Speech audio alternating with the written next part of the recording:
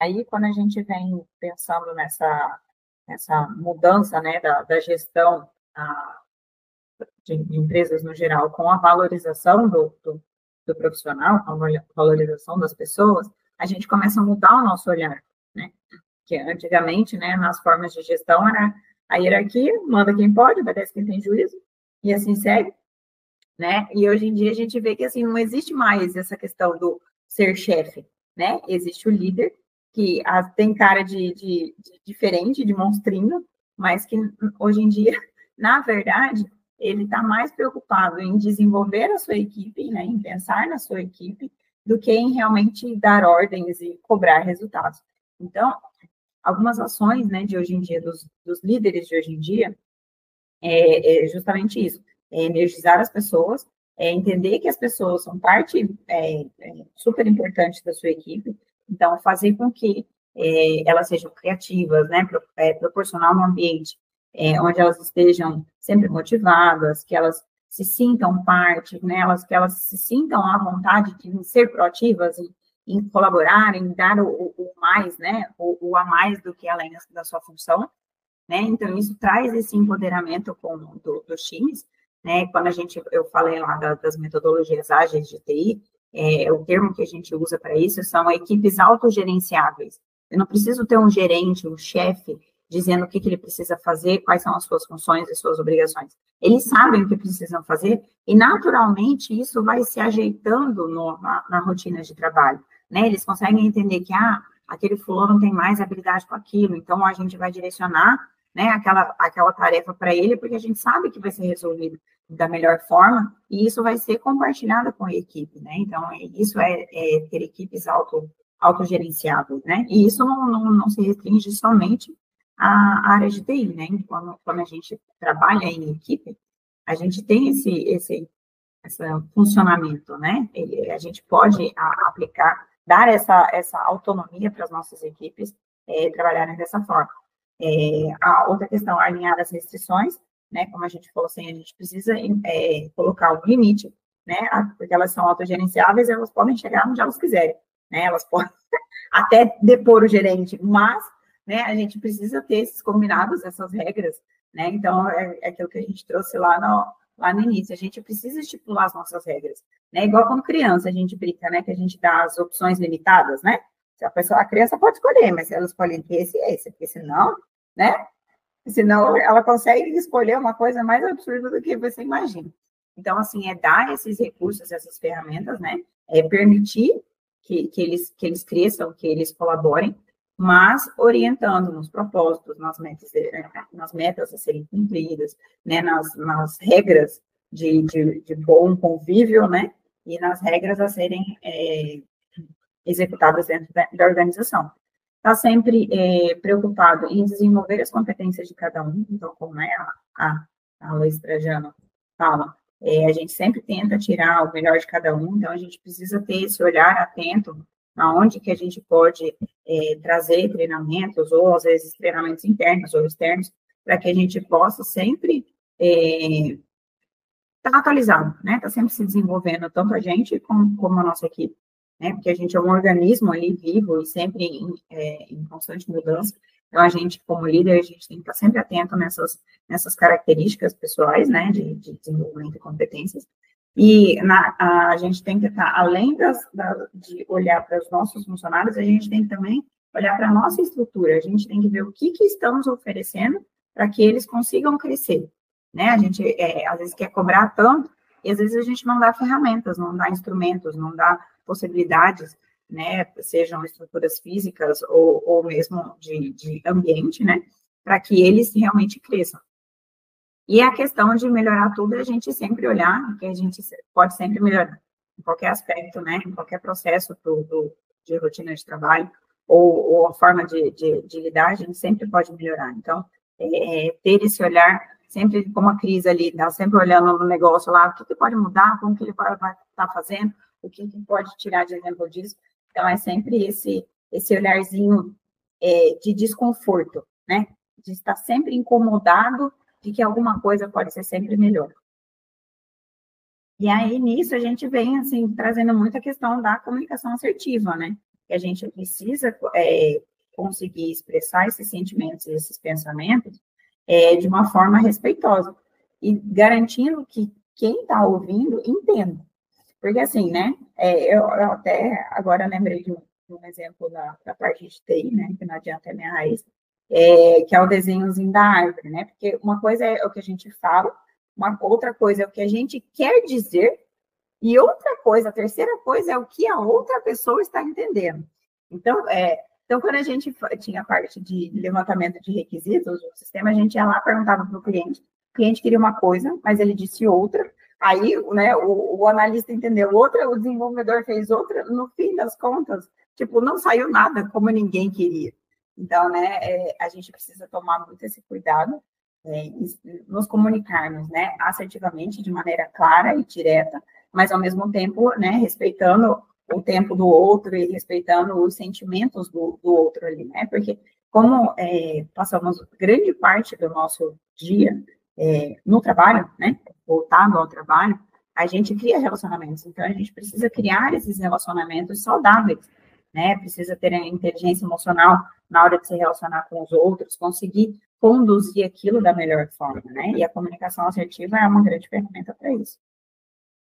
Então, assim, outras boas práticas que a gente trouxe de ser um bom líder, né, de uma boa liderança, nessa visão de envolver mais a nossa equipe, é isso, a cultura de feedbacks, que a Cris falou, né, da gente saber perguntar, né, e saber ouvir. Então, quando às vezes a gente só dá o feedback, né, a gente como líder, a gente só fala, mas a gente precisa entender que a gente também, né, é um ser humano ali, a gente também tem a necessidade de melhoria.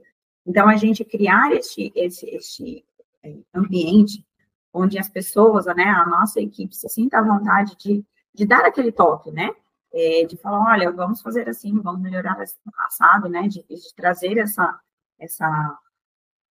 esse movimento de melhoria, não precisa partir só do líder, né, e eu ser o exemplo, quando a gente fala assim, vamos mudar, né, a mudança, normalmente, quando a gente, né, vai nas mentorias, a gente fala assim, a mudança precisa partir da liderança.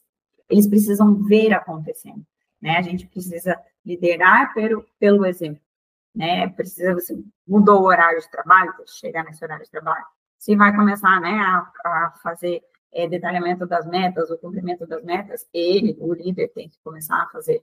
Então, assim, seja o exemplo, né? Você é a inspiração para os seus liderados. Então, comece por você. Como a Andrea falou assim, né? Valorizar os talentos, às vezes a valorização são pequenas ações.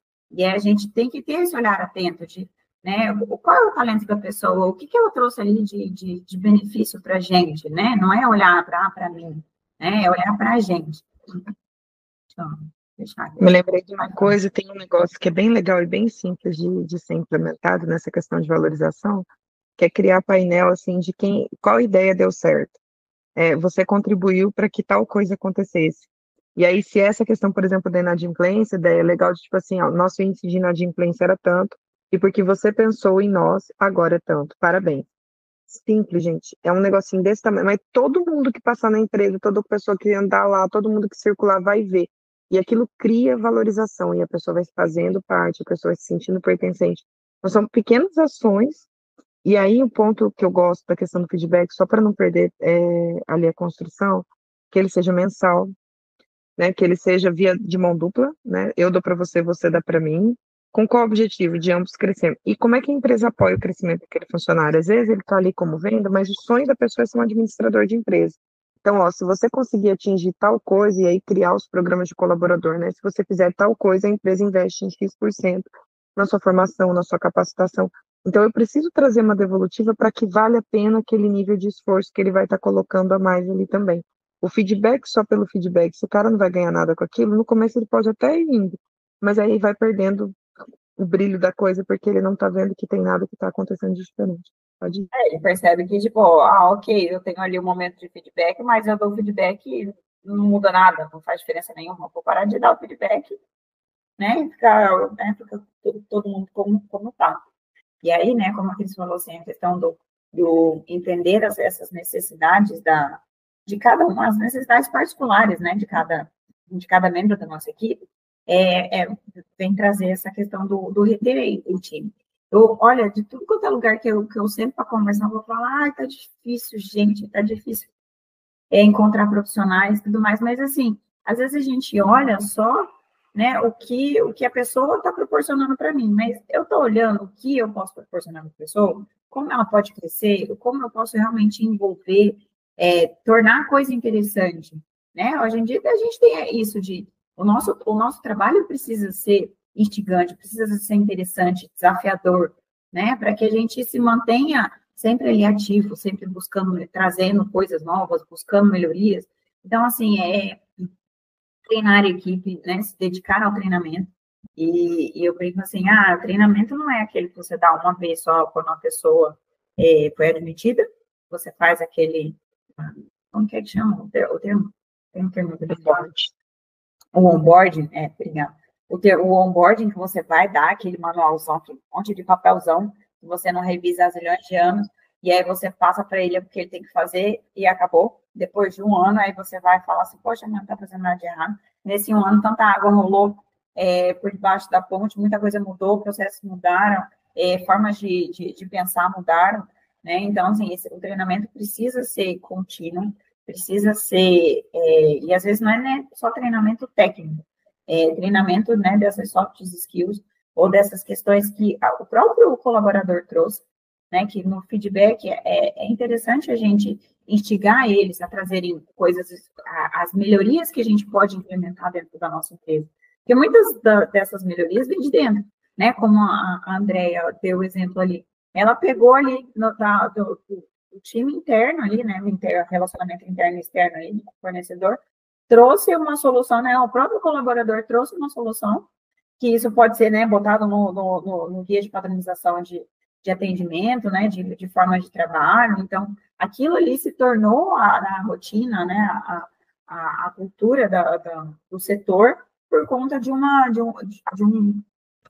colaboradora, né, que trouxe aquilo ali.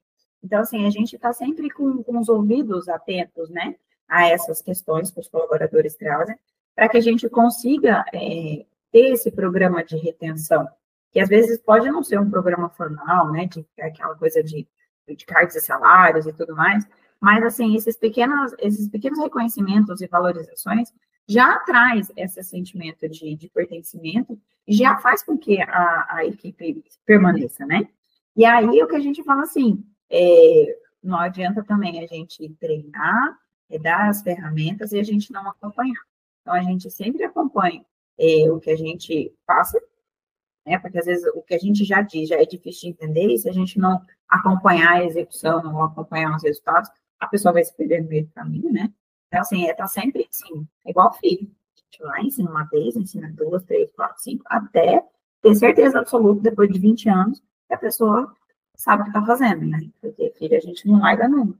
Então, funcionário tem que ser um pouquinho disso, assim, a gente tem que ter esse olharzinho de estar sempre junto, né? De estar sempre trazendo para perto, de estar sempre confirmando se a pessoa entendeu, se a pessoa está bem, se a pessoa precisa de mais alguma coisa, né? Então, é esse acompanhamento, tanto da pessoa, como do resultado do seu trabalho. E, além disso, é criar momentos de descontração, né? Como eu falei assim, a gente passa tanto tempo no trabalho, envolvido com as pessoas do trabalho, que se a gente não tem um momento de descontração ali, né? De dar aquela confraternização, né, de fim de período, ou às vezes uma comemoração de atingimento de metas, isso também traz esse envolvimento, esse senso de pertencimento, esses pequenos momentos de descontração.